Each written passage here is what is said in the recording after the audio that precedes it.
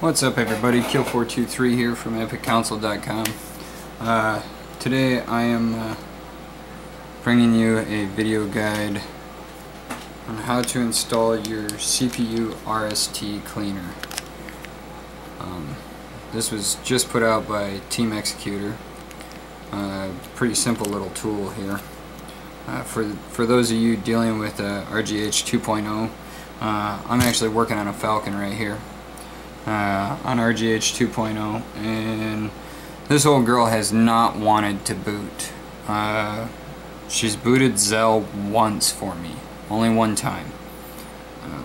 She's never booted again since. So she'll boot the retail NAND just fine, but not RGH. So I'm gonna try out this new CPU RST cleaner here. Pretty simple little tool. People have been having luck with using different capacitors and resistor combinations. So as you can see here, come to think of it,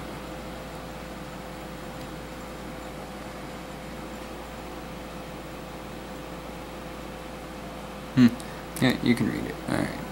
All right, we got a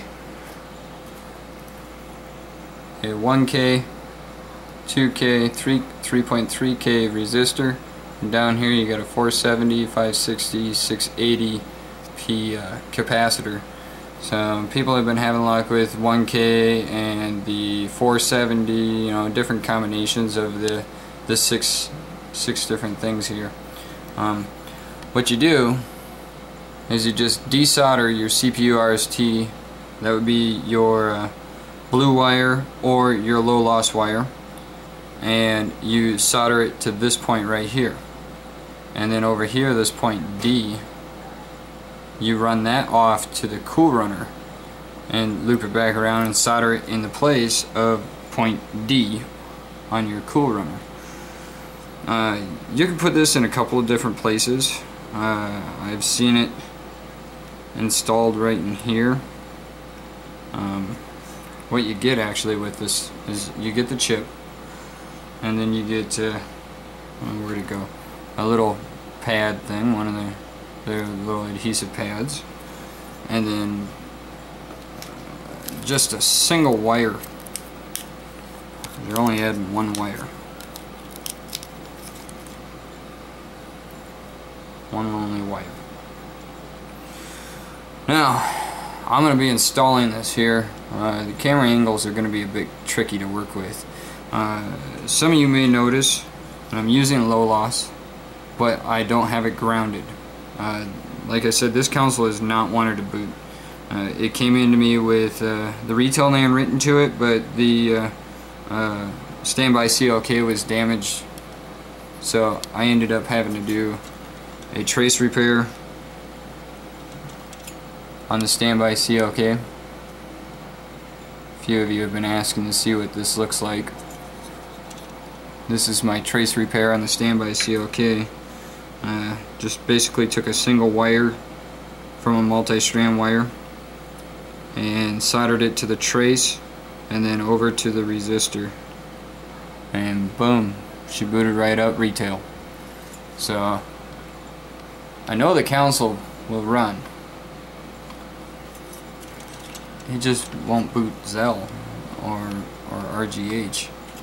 I actually had two of them that are being that stubborn. For the time being, I know this drives a few people nuts, but I don't care. It makes it easier. I'm gonna go ahead and get these points prepped on here. Make it easier to solder to them once I have it attached. Make sure you have a nice clean iron. And we're gonna, I'll tighten it up a little bit so you can see a little bit better. This point D over here, just gonna touch your iron to the pad and apply some solder. This one actually didn't need quite so much solder because it's just a tiny little wire. The CPU RST tends to have a little more friction against it, so apply a nice big glob of solder there.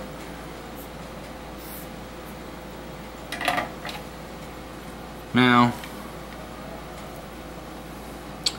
for those of you who have been following my tutorials, cool. But I've seen some of your work following my tutorials, and I want to stress again, keep it professional, man. Clean up your flux paste when you're all said and done.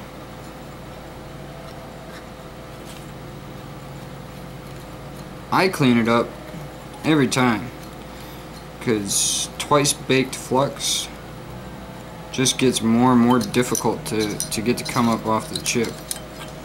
You're best off just cleaning it up right away while it's still fresh, a little tacky, before it has a chance to really air dry, or before you cook it again and really cook it down to the chip.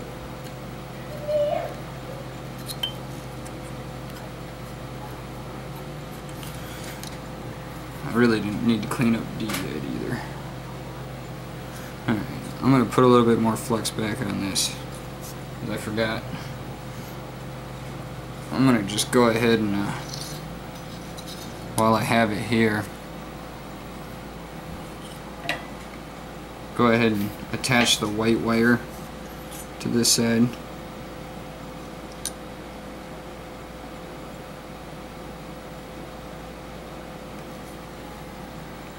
And I'm just going to poke it straight out the side, just like so.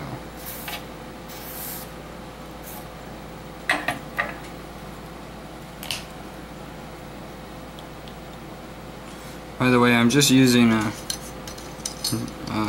what is it, 90% isopropylene, just your standard rubbing alcohol you can get it at Walmart. It's not fancy, not special.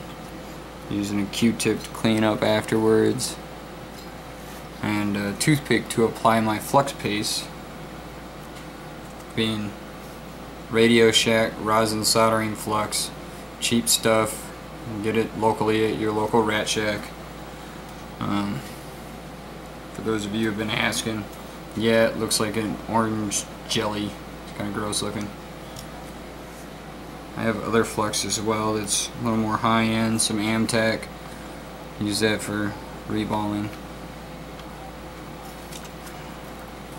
Alright.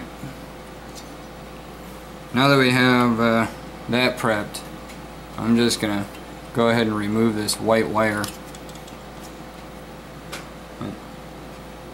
Point D.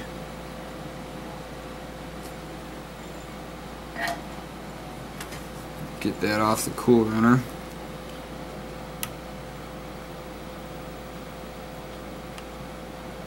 I didn't even use the insulator on the end of this one.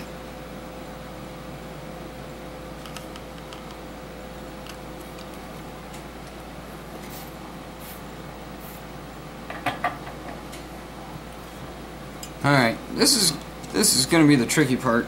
Is oh, son of a, gonna be showing you where to place this. Alright, sorry about that, I had to take that phone call. Wanted to say real quick too, you might hear a little bit of noise in the background. Got my air conditioner running on high. I noticed that in a couple of my videos, a big loud buzzing sound. Sorry about that, it's hotter than the devil's ass crack out here. Also, I got a couple moving in right across the hall, so they're carrying furniture and whatnot up the stairs. Back on task. This is going to be the difficult part, is showing you the soldering onto this, because this is where I intend to mount this chip. It's right here. I like the looks of this install, putting it here. I seen, I believe it was Xecuters post where he installed it right in here, and it looked convenient. I've also seen it installed up here, and I guess that doesn't look horrible, but really you can run a super short D wire right there then. But I'd just assume, I think it looked a little neater down here. You know, spread the love. Alright, I have a thought. I'm going to change my camera angle. See if this helps. Alright, I think this will work. Not the easiest working condition for me, but having this camera crammed right in my workspace.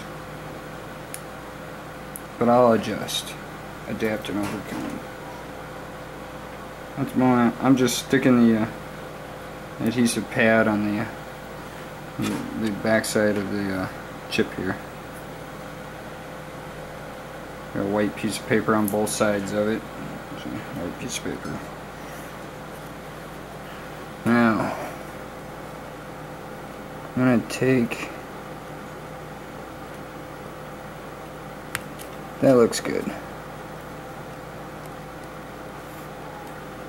Yeah, that'll work. Stick that there. I'm going to fish this white wire along behind the power wire and bring it up to the top side, to the D side. I'll have to switch camera angles again for that wire, because from here you can't really see. Now, I already stated that I don't have the grounded wire on here for the time being. I've been trying lots of different combinations, trying to get this thing to glitch. Not only to glitch, but to glitch consistently. So for right now, I'm doing without the ground.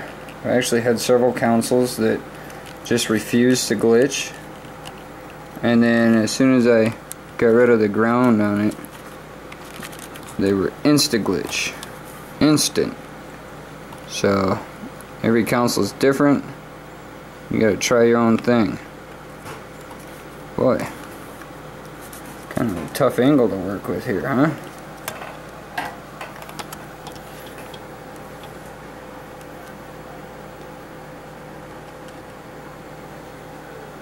I sure hope you guys got to see all that.